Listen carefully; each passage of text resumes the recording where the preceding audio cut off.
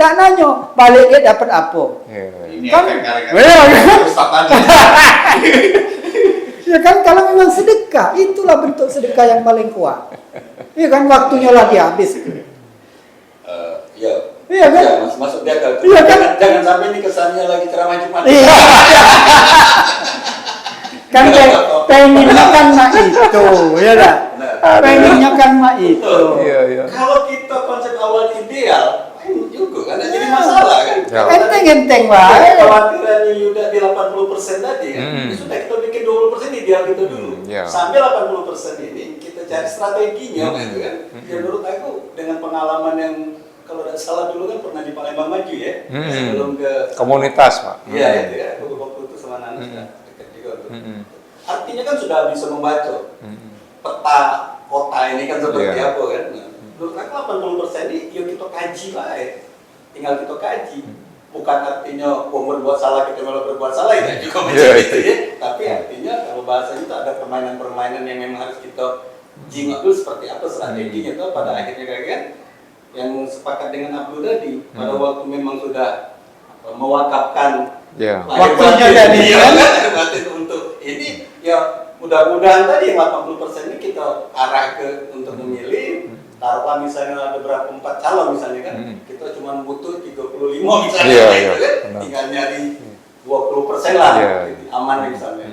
Ya aku pikir aku sepakat bahwa dengan Pak Abdul kita yang idealnya dulu tidak apa-apa. Iya. Karena kalau kita ngambil yang di tengahnya, kakek the worst itu akan lebih besar Iya. ketimbang dari the best Iya. gitu kan gitu. Benar, Pak. Dan kalau niat adalah benar, jadi misalnya kan kita sering ke mahasiswa itu kan, kalau paling lemah itu kita belajar ngapoi baik. Lemahnya itu niatnya aku diperintah Tuhan. Jadi segala hal yang susah tanggung jawab Tuhan. Tidak. Ngapoi? Ya kan? Siapa yang gerak ke uang milih? Semalam aku ke milih ketua RT. Jadi kan aku semalam itu sampai rumah jam 8. Lah capek kan? Masuk. Setengah 10 juga ngomong, "Oi, tutup pintu." Tutup. Ada surat. Pilihan ketua RT. Aku bilang ini. Aku harus sadar ini, langsung aku masuk ke situ. Siapa yang gerak ke aku keluar nak ngambil kunci? Padahal aku tidak itu. Siapa yang gerak ke aku milih? Aku pilih nomor 1. Pilih nomor 1. Siapa yang gerak ke itu? Jadi kalau niatnya itu pas, koordinatnya itu pas, bukan cuma sumbu vertikal horizontal, pacak lingkaran itu pas koordinatnya itu. Tuhan tidak tidur. Siapa yang nyangko April 1998 Pak Harto nak turun. Gila jiwa. Ya kan gak kate wong. Tapi begitu ji Tuhan ganti kau, ganti. Ngapa rakyat penggerak? Gara-gara agak ustaz tadi. Iya. Jadi emang siapa yang naik itu ya kan? Udah ngomongin ustaz akhirnya tapi beliau memang ke ranah tasawuf. Makanya yang memahami beliau ini tidak semua baca. Iya, siapa? Di situ. Yang sufi-sufi, Pak. Jadi kan paling coba lemak mana kita berjalan dewean sama di kawan. Kita ini kan di sini tidak dewean. Iya kan banyak tentara Tuhan, ngapa kita tidak ngandal ke dia?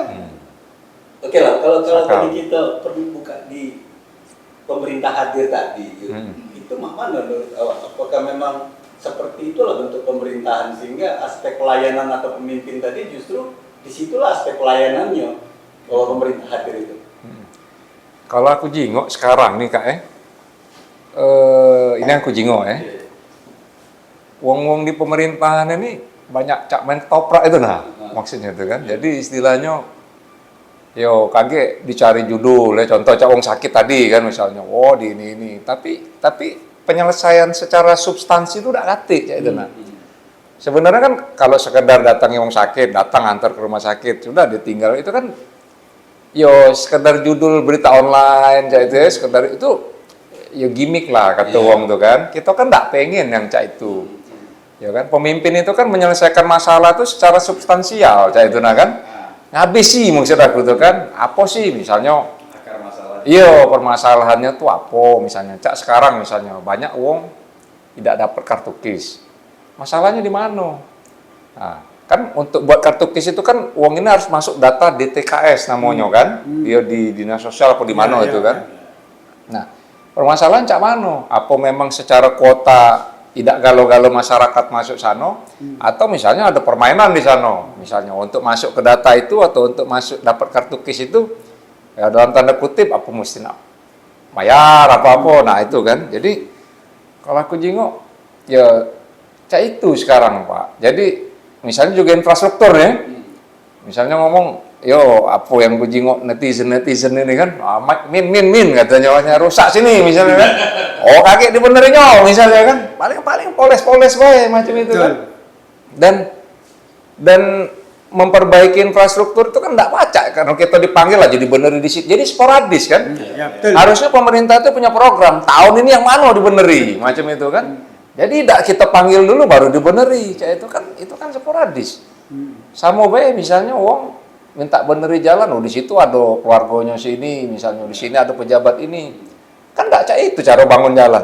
Alangkah bagusnya komplek kumpul pejabat galau, saya itu kan. Nah komplek ngomong cak, misalnya kita yang biasa-biasa nih, nah cak mana? Nah itu kan. Jadi kalau aku ngomong, yo masih dalam tahap cak itu, nah. Jadi yo masih masih nak perlu apa? Perlu pengakuan, misalnya kan perlu ini. Jadi begawi itu bukan begawinian kayak itu kan. Itu Pak.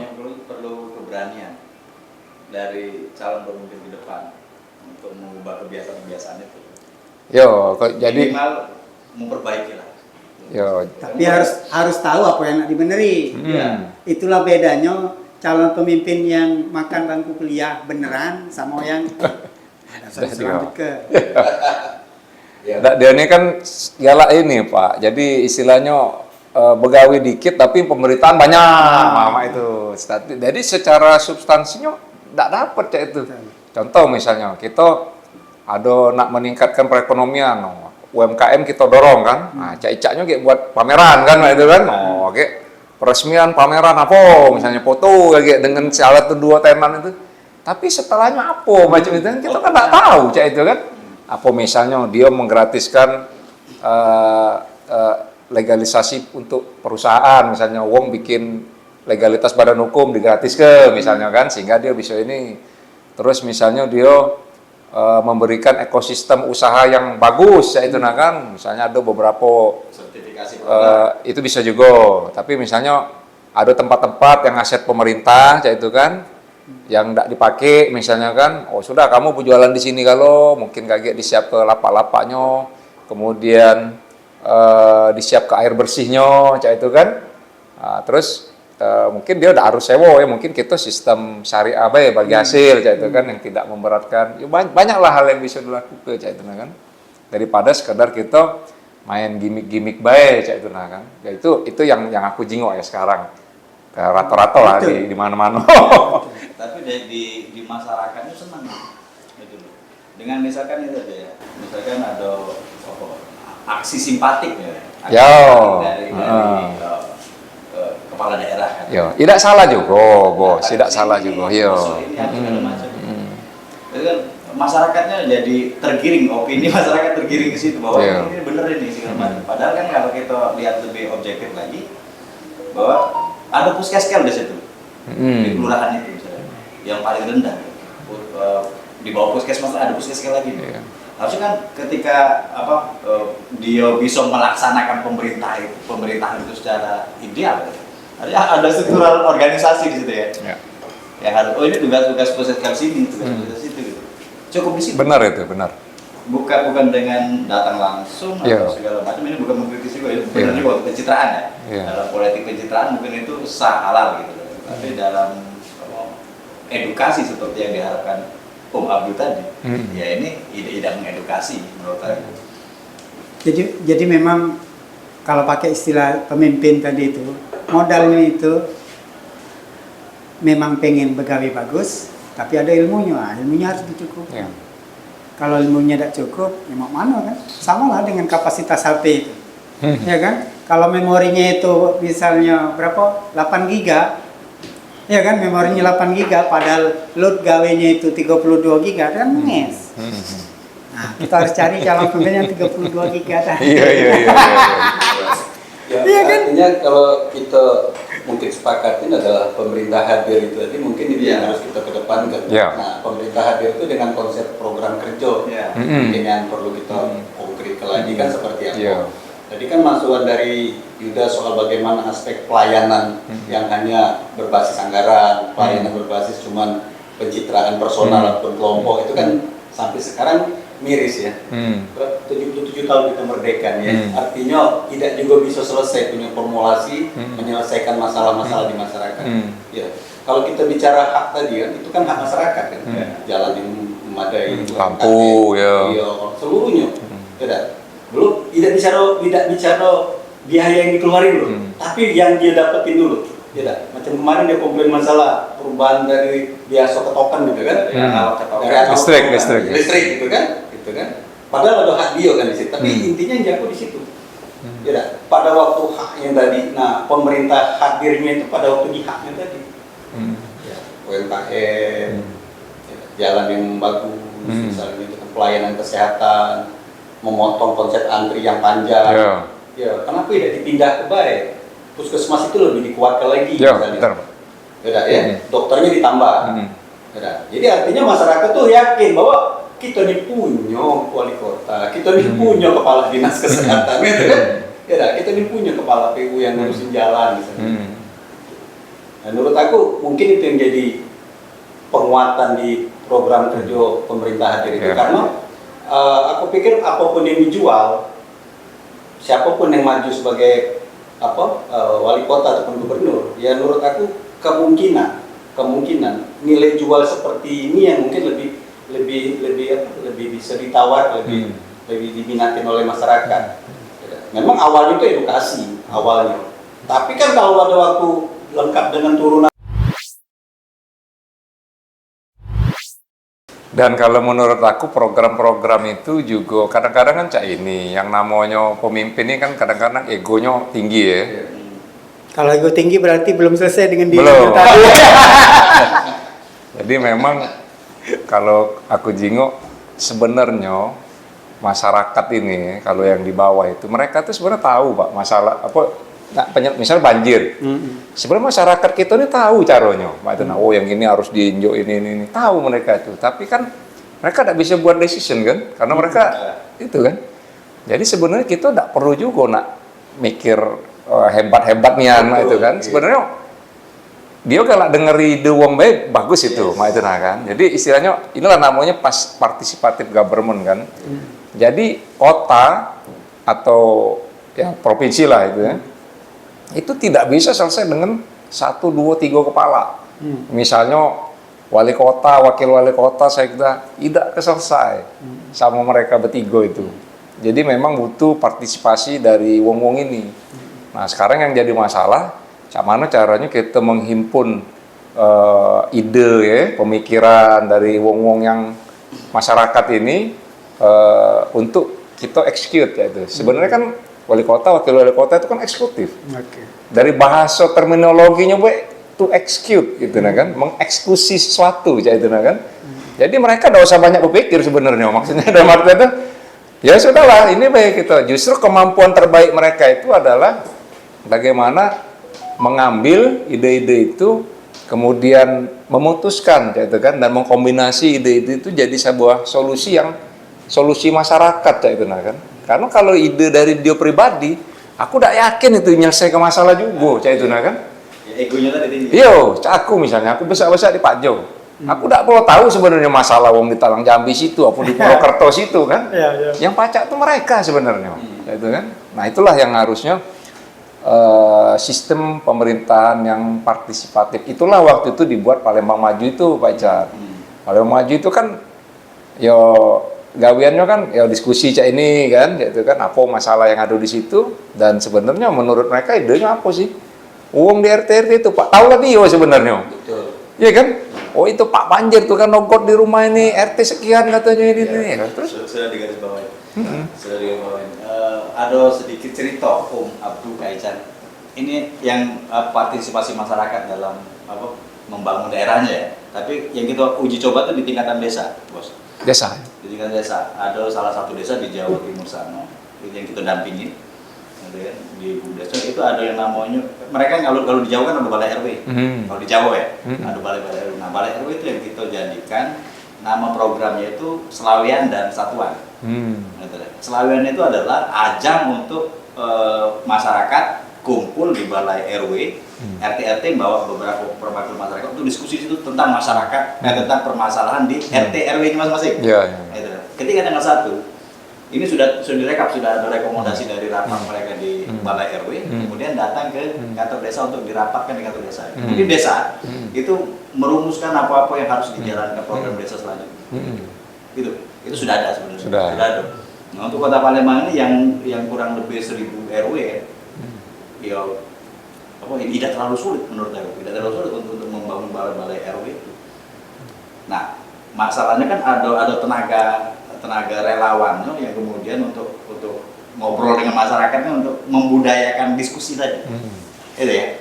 Jadi kalau benar kalau seluruh persoalan dari uang laki bini bebala ya sampai kehilangan telur ayam ada di situ. Dan itu benar. Itu rigid, dan apalagi cuman banjir dan banjir sampah dan macet rusak itu kan. Ya, pasti terekspos di situ. Jadi pemimpin tadi katakan wali kota ya tinggal nyingok rekap setiap bulan. Dia kan tahu titik-titik mana nih, bahkan bisa dibikin harian. Kita ini hidup di era digital. Nah, itu kan ini bisa cepat, bisa sekian detik sudah bisa dapat informasi itu. Artinya tinggal ngelis permasalahannya di mana, titik mana, koordinatnya di mana. Sudah ketahuan. Artinya benar kata bos Yuda tadi bahwa tidak perlu nak mikirnya berarti kan. Karena syarat untuk mikir itu satu, bos, harus punya otak dulu. Otaknya. Jadi ini kalau aku nyimpul aku juga sepakat. Artinya kalau kita serahkan lagi ke masyarakat, ambillah yang terkecil mulai dari RT lah mungkin di situ ya. Nah, ada lemahnya kita pada waktu wali kota ataupun kepala dinas itu menyerahkan penuh kepada bawahannya, atau mungkin memang mereka tidak peduli ke sana. Kalau tidak keberatan, Yuda, ya, Pak Abdul juga sebagai direktur Pasca, coba kita riset, kita bikin klaster dulu, Pak. Dibikin klaster. Kalau tadi Mas Nano nyontoh ke di Jawa, kenapa tidak kita coba dulu di mana? Ambil dari klaster. Riset itu susah. Kecamatan begitu ngambil. Kita kan punya 18 kecamatan kan. Kecamatan mana yang kira-kira selama ini kalau kita jingok dari Abdul dia nyimpan banyak data. Jadi yang termiskin tuh di kecamatan mana atau yang ekonominya banyak bermasalah lah di situ kan. Biasanya ekonomi banyak bermasalah, iya penyakit sosialnya itu banyak di situ kan. Nah, kita coba riset. Tidak mahal, tapi hasilnya juga bisa dimanfaatkan sampai ke depan. Itu mungkin dilihat dari tingkat pendidikan, dari masalah rasionalitas tadi kan, masalah bagaimana tingkat pengangguran, tingkat usia produktif dan sebagainya, sehingga kita baca. Dan mungkin kalau kita bagi, kenapa tidak hari ini satu kecamatan, besok-besok 17 kecamatan itu bisa kita lacak, ya. Dan di situ mungkin yang tadi mau konsep apakah balai RW yang kita coba dengan model di Jawa, atau dengan konsep pendekatan kearifan lokal kota yang kita buat. Nah, ini kalau aku sih lebih tertarik di riset sih, karena yang paling penting gitu, terutama di lingkungan akademik ini, perguruan tinggi, yang nggak baca dibantah itu, dan itulah yang jadi nilai jual gitu.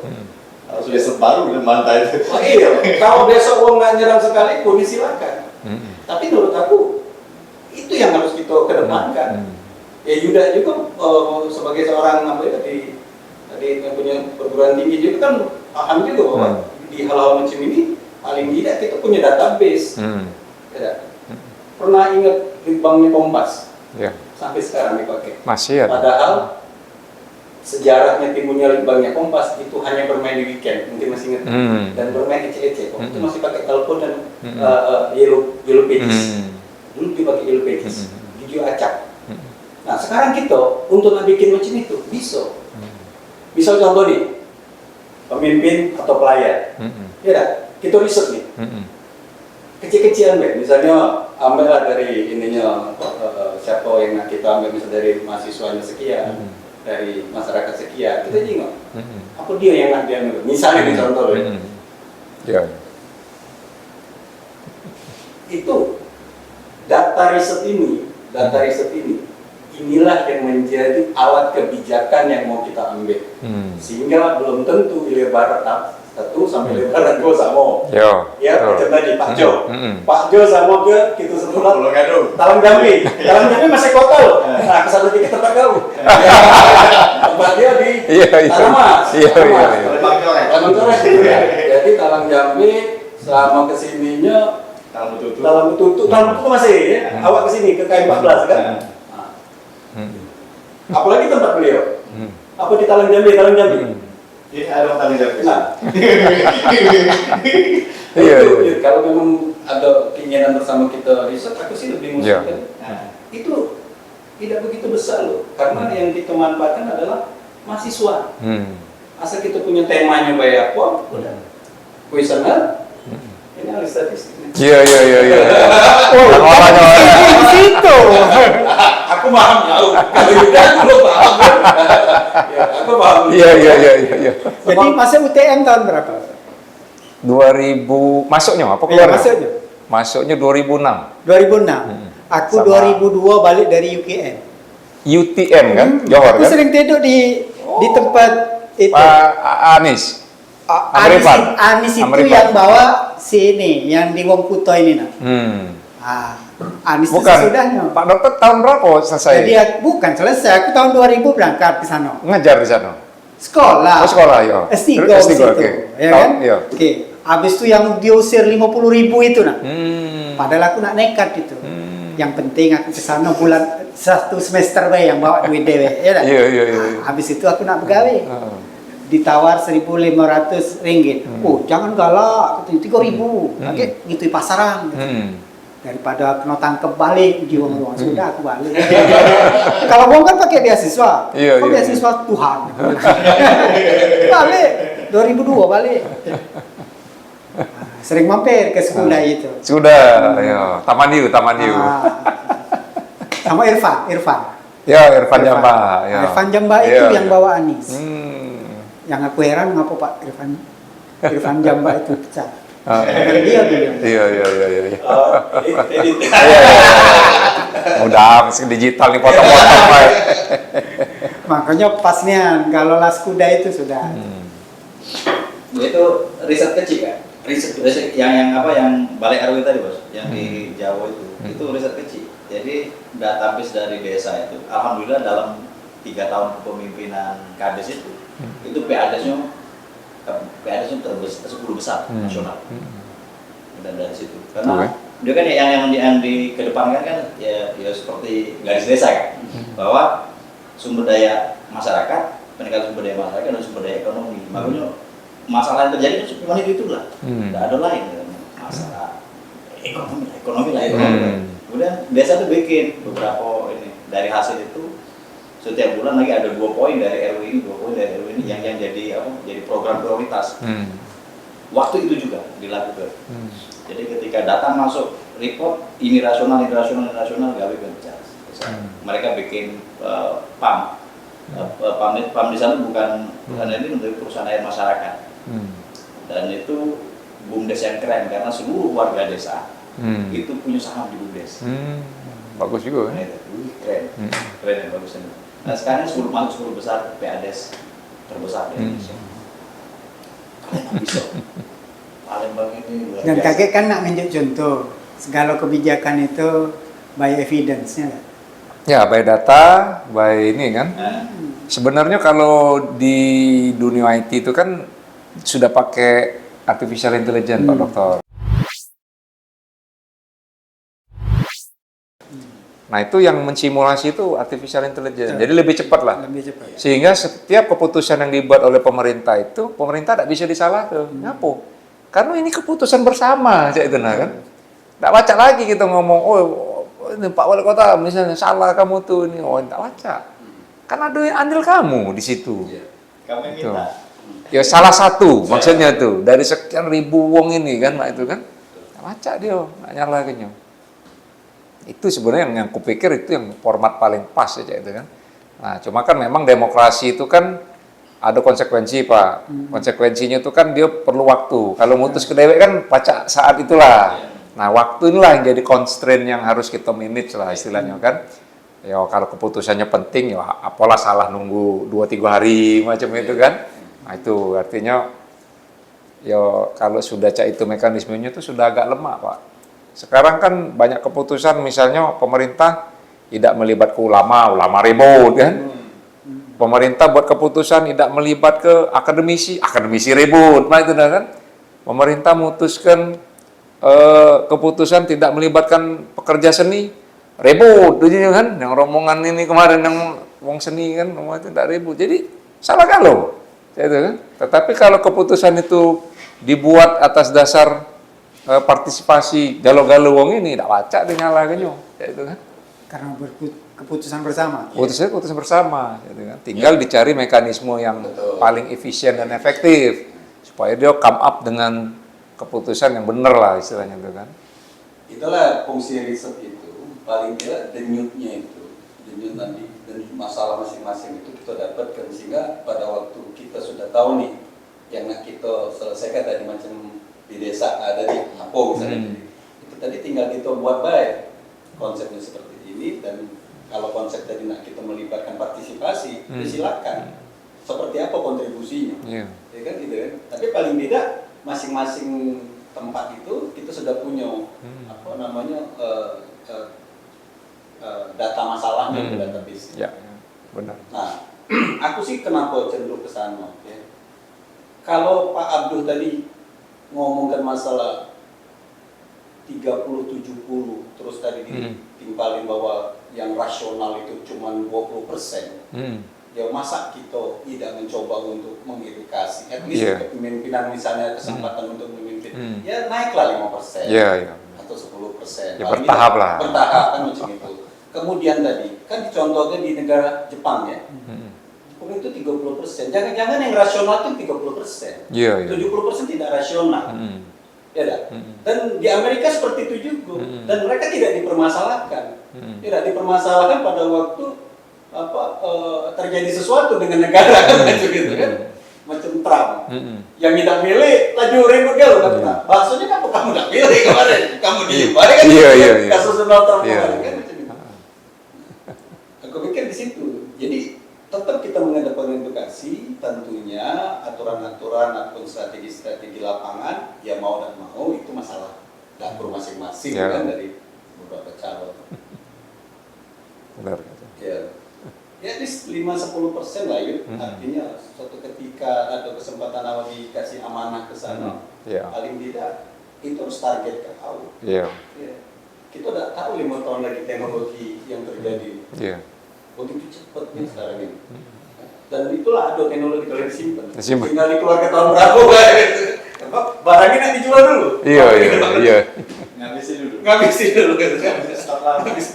Kalau presiden kan Februari ya. Februari. Kalau di kota kabupaten? Pilkada itu November. November ya. Ada selisih 9 bulan lah. Masih banyak waktu. Ya. Berarti 2024 November. Ya.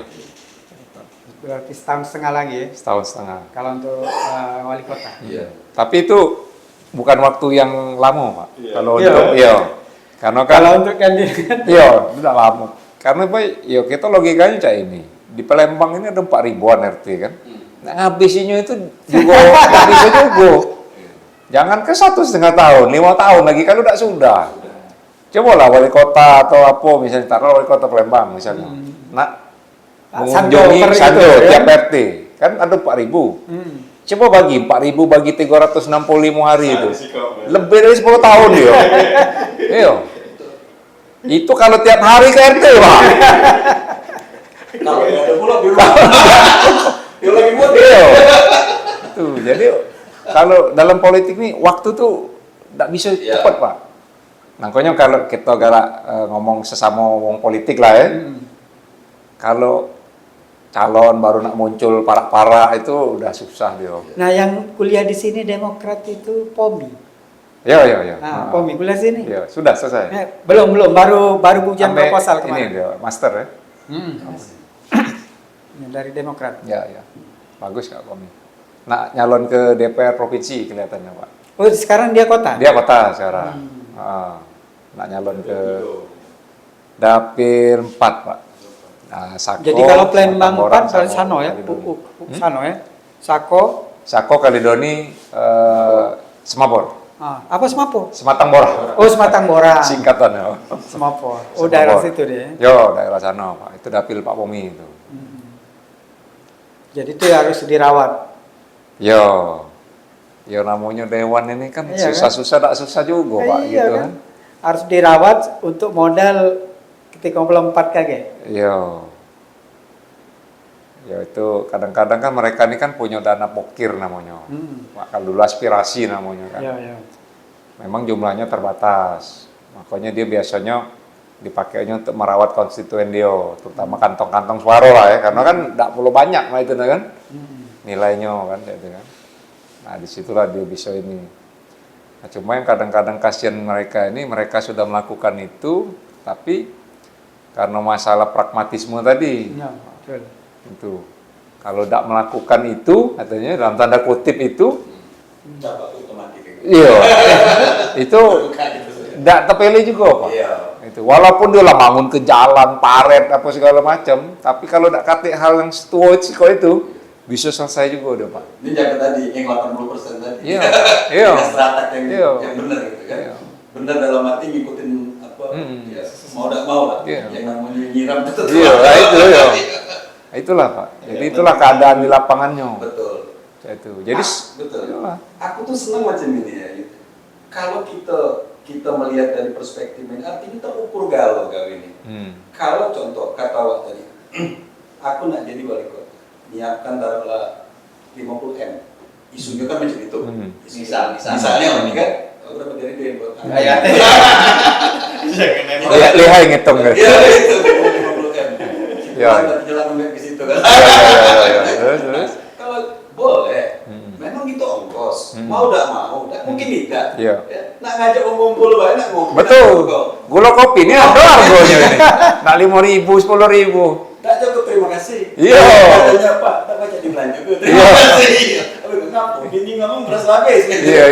Nah, jadi terukur yang ini aku belum nyingok dari kawan-kawan. Dari kawan-kawan yang punya lebih detail konsepnya di program gitu nah, program kerja. Justru yang aku pengen itu ya ngobrol banyak sama beliau ini, hampir tiap hari ngobrol. Secara riset inilah yang paling mahal. Memang kejimuannya ongkosnya besar di depan, tapi hasilnya itu bisa dipakai setelah. Iya. Maksud setelah itu pada waktu misalnya awak dikasih amanah, ini masih jadi pasti kau pakai tinggal update. Iya.